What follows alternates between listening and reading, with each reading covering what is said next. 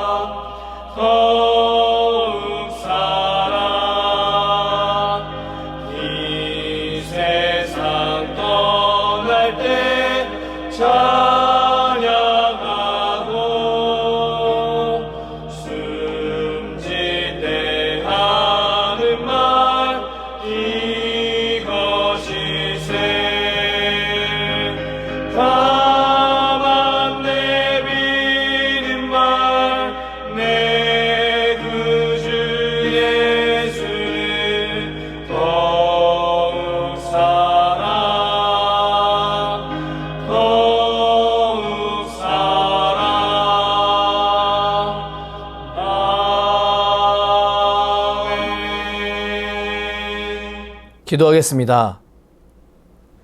사랑의 하나님, 오늘 하루를 시작하며 말씀 앞에 나와 주의 말씀을 묵상하게 하시니 무한 감사를 올려드립니다. 주의 말씀은 우리의 큰 피난처가 되고 우리의 참 생명이 된다는 사실을 믿습니다. 나에게 주어진 하루를 시작하며 그 시작을 말씀으로 채우는 모든 성도들 가운데 하나님만이 주실 수 있는 신령한 은혜를 베풀어 주시옵소서. 믿음의 담대함이 필요한 지체에게는 용기와 힘을 주시고 주님 앞에서 돌이킬 부분이 있는 지체들에겐 회개할 수 있는 지혜와 은혜를 주시옵소서.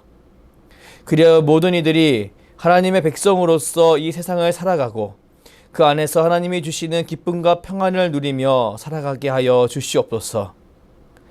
사랑하는 수요제일교회를 위해 기도합니다. 지금 우리 교회는 위러브 캄보디아라는 이름으로 돈돔 지역에 지교회를 세우고 있습니다. 은혜의 하나님, 모든 건축 과정에 하나님의 돌보심이 있길 간절히 기도합니다. 건축을 진행하는 인부들과 책임자들에게 선한 마음을 주시고 기상환경과 모든 것이 합력하여 선을 이루는 역사를 허락하여 주시옵소서. 믿음으로 이 사역을 진행하는 여전도의 가운데 복의 복을 주시고 그들의 충성을 하나님께서 다 알고 계시다는 것을 그들이 깨달아 알 수 있도록 그들의 삶에 형통의 복을 더하여 주시옵소서. 사랑하는 담임 목사님을 위해 기도합니다. 주께서 세우신 주의 종 가운데 영육 간의 강건함을 더하여 주시옵소서. 그리하여 주의 종이 교회를 섬기는데 부족함이 없게 하시고 주의 종이 강단에서 말씀을 선포할 때 수많은 사람들이 하나님의 살아계심을 목도하게 하여 주시옵소서. 이제 주의 말씀을 묵상합니다. 통독하는 말씀과 선포되어지는 하나님 말씀을 통해 우리의 삶이 변화되길 원합니다. 주의 백성들이 말씀으로 힘을 얻고 말씀으로 승리하게 하여 주시옵소서. 감사드리며 예수 그리스도의 이름으로 기도드립니다. 아멘. 시편 52편. 보악한 자여, 내가 어찌하여 악한 계획을 스스로 자랑하는가? 하나님의 인자하심은 항상 있도다. 내 혀가 심한 악을 꾀하여 날카로운 삭도같이 간사를 행하는도다. 내가 선보다 악을 사랑하며 의를 말함보다 거짓을 사랑하는도다. 간사한 혀여, 너는 암을 해치는 모든 말을 좋아하는도다. 그런즉 하나님이 영원히 너를 멸하심이여 너를 붙잡아 내 장막에서 뽑아내며 살아있는 땅에서 내 뿌리를 빼시리로다. 의인을 보고 두려워하며 또 그를 비웃어 말하기를 이 사람은 하나님을 자기 힘으로 삼지 아니하고 오직 자기 재물의 풍부함을 의지하며 자기의 악으로 스스로 든든하게 하던 자라 하리로다. 그러나 나는 하나님의 집에 있는 푸른 감람나무 같음이여 하나님의 인자하심을 영원히 의지하리로다. 주께서 이를 행하셨으므로 내가 영원히 주께 감사하고 주의 이름이 선하심으로 주의 성도 앞에서 내가 주의 이름을 사모하리이다. 아멘. 시편 52편 중 1절 말씀을 중심으로 하나님의 인자하심을 바라보라는 제목으로 하나님 말씀을 선포하겠습니다. 오늘 시편은 다윗의 마스길, 다윗이 지은 시편입니다. 이 시편에서 다윗은 에돔인 도액이 한 악행에 대해서 질책하며 하나님께서 그를 어떻게 대하실지에 대해 노래합니다. 본문 1절 말씀을 함께 읽겠습니다. 포악한 자여 내가 어찌하여 악한 계획을 스스로 자랑하는가? 하나님의 인자하심은 항상 있도다. 다윗은 본문 1절에서 에돔인 도액을 포악한 자라고 선언합니다. 그 이유는 도액이 그의 지위를 높이기 위해 비이성적인 행동을 했던 사울에게 제사장을 죽이도록 고발했기 때문이었습니다. 이 일이 있을 당시 사울은 거의 광증에 가까웠습니다. 그는 다윗이 자신의 왕위를 폐하려고 한다고 굳게 믿었습니다. 그렇게 그는 다윗을 무조건 죽이려고 했습니다. 아무리 그의 아들 압살롬이 다윗을 옹호할지라도, 그의 아들 압살롬이 아무리 그에게 신뢰받는 아들이라 할지라도 사울은 그의 아들을 질책하며 다윗을 끝까지 죽이려고 했습니다. 물론 다윗은 이런 사울임에도 불구하고 그가 하나님이 세우신 왕이기에 그를 최선을 다해 섬기려고 했습니다. 다윗은 사울을 배반하려고 하지 않았습니다. 그리고 그를 죽이려고 하지도 않았습니다. 그러나 사울은 그를 위해 싸우는 다윗을 끝까지 죽이려고 했습니다. 다윗은 이런 사울 앞에서 최선을 다해 섬겼지만 결국 목숨의 위협을 감당하지 못하고 피신하게 됩니다. 이때 다윗은 그의 사람들과 함께 아히멜렉이라고 하는 높 지역의 회장에게 찾아갑니다. 그리고 그를 속여서 먹을 것과 무기를 제공받습니다. 사무엘상 21장 7절 말씀을 보면 에돔인 도액이 이 사실을 지켜보았다고 성경이 증언합니다. 그리고 22장 6절부터 우리는 도액이 사울에게 이 사실을 말하고 사울의 명령에 따라 제사장들을 그리고 그의 가문을 멸하는 장면을 볼 수 있습니다. 사무엘상 22장 17절에서 18절까지의 말씀을 함께 읽겠습니다. 왕이 좌우의 호위병에게 이르되 돌아가서 여호와의 제사장들을 죽이라. 그들도 다윗과 함께 합력하였고 또 그들이 다윗이 도망한 것을 알고도 내게 알리지 아니하였음이니라 하나 왕의 신하들이 손을 들어 여호와의 제사장을 죽이기를 싫어한지라. 왕이 도액에게 이르되 너는 돌아가서 제사장들을 죽이라 하매 에돔 사람 도액이 돌아가서 제사장들을 쳐서 그날에 세마포 입은 자 85명을 죽였고 에돔인 도액은 이스라엘 사람들이 제사장들을 죽이지 않으려고 하자 사울의 명을 받들어 제사장을 죽이기 시작합니다. 우리는 이 장면 속에서 이스라엘 사람들의 믿음을 엿볼 수 있는데 그것은 바로 하나님이 세운 왕과 제사장의 목숨은 하나님께 달려있다는 믿음입니다. 그렇게 그들은 자신의 손으로 제사장을 죽이지 않으려고 했습니다.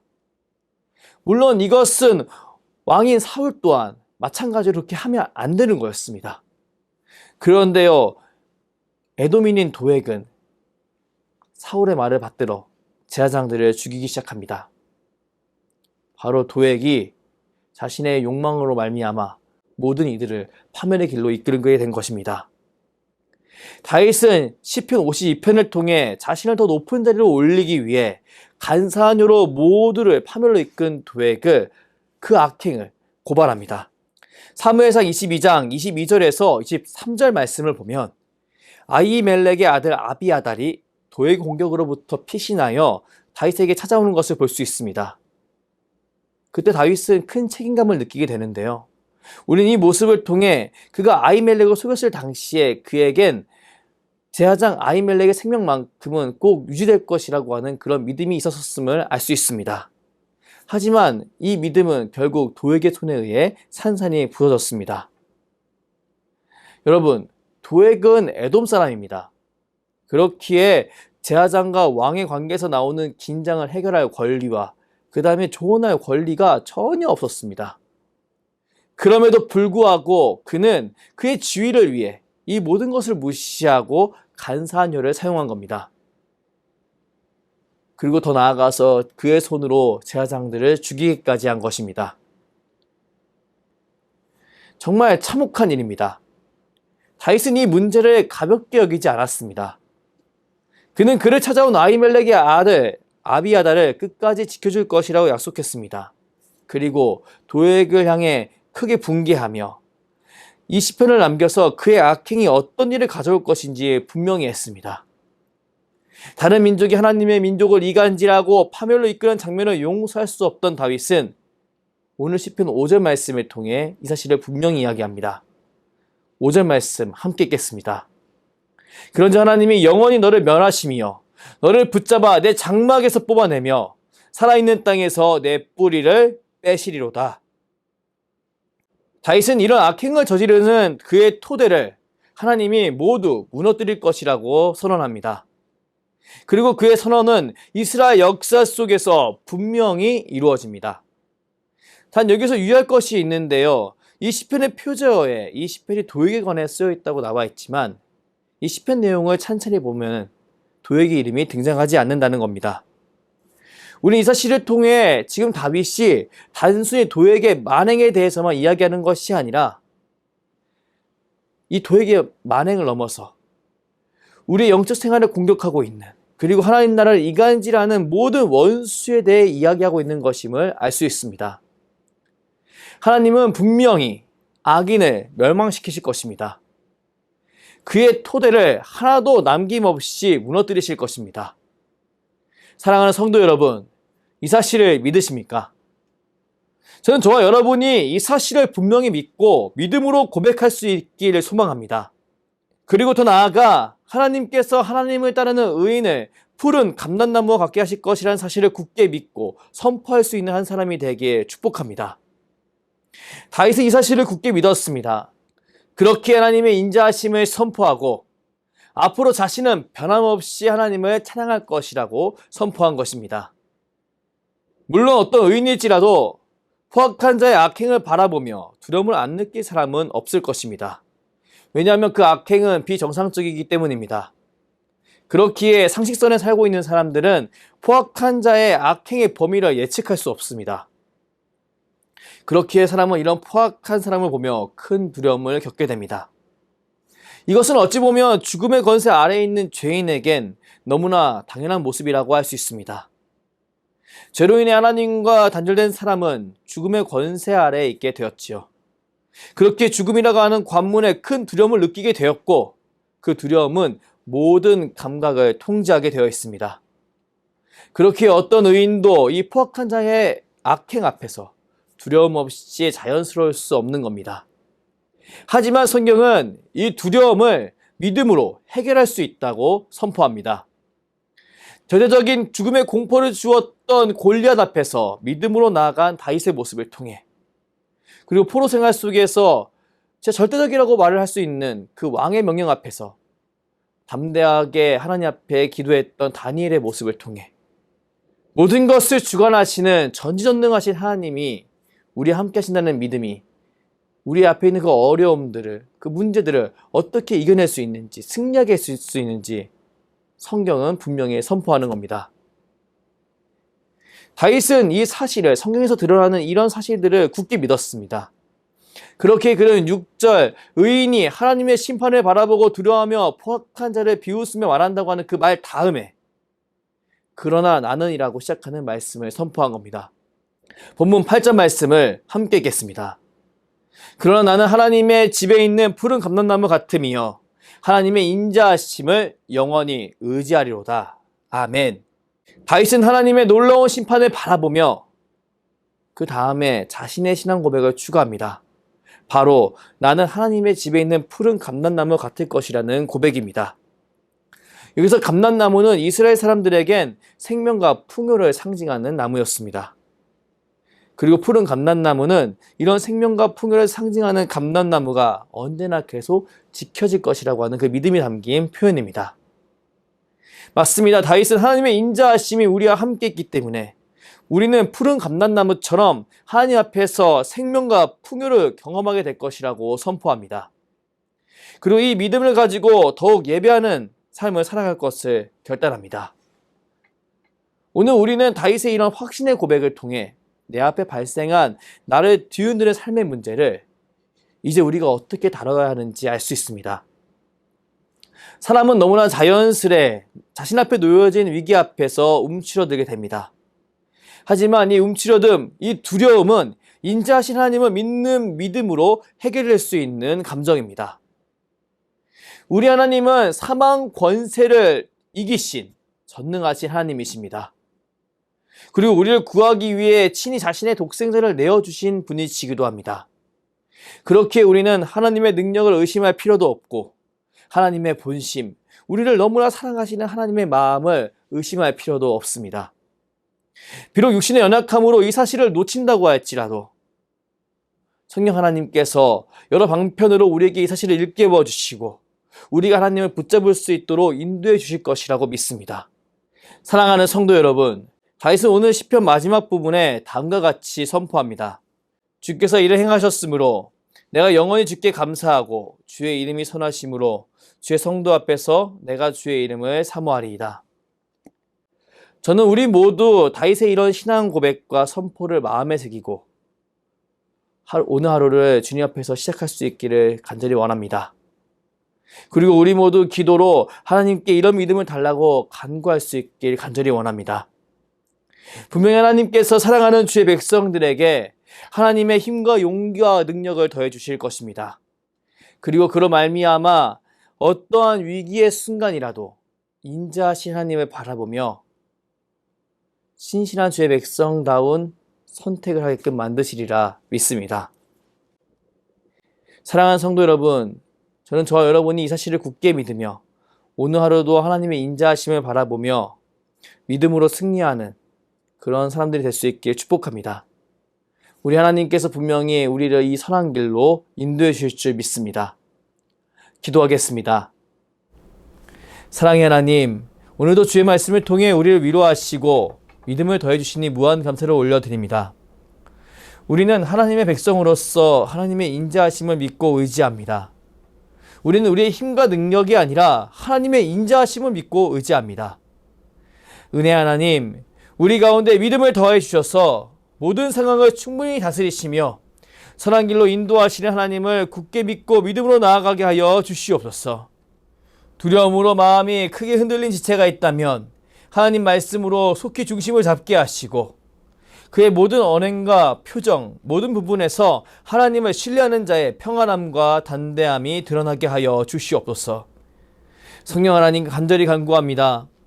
주의를 준비하는 모든 지체에게 인자하신 하나님을 믿고 기대하는 선한 마음을 주시고 도움이 필요한 이들이 참 도움을 줄 수 있는 하나님께 나아갈 수 있는 은혜를 베풀어 주시옵소서. 그리하여 우리 수유제일교회가 하나님의 영광을 온 천하에 드러내는 복된 교회가 되게 하여 주시옵소서. 감사드리며 주께서 가르쳐 주신 기도로 기도하오니 하늘에 계신 우리 아버지, 아버지의 이름을 거룩하게 하시며 아버지의 나라가 오게 하시며 아버지의 뜻이 하늘에서 같이 땅에서도 이루어지게 하소서. 오늘 우리에게 일용할 양식을 주시고 우리가 우리에게 잘못한 사람을 용서하여 준 것 같이 우리 죄를 용서하여 주시고 우리를 시험에 빠지지 않게 하시고 악에서 구하소서.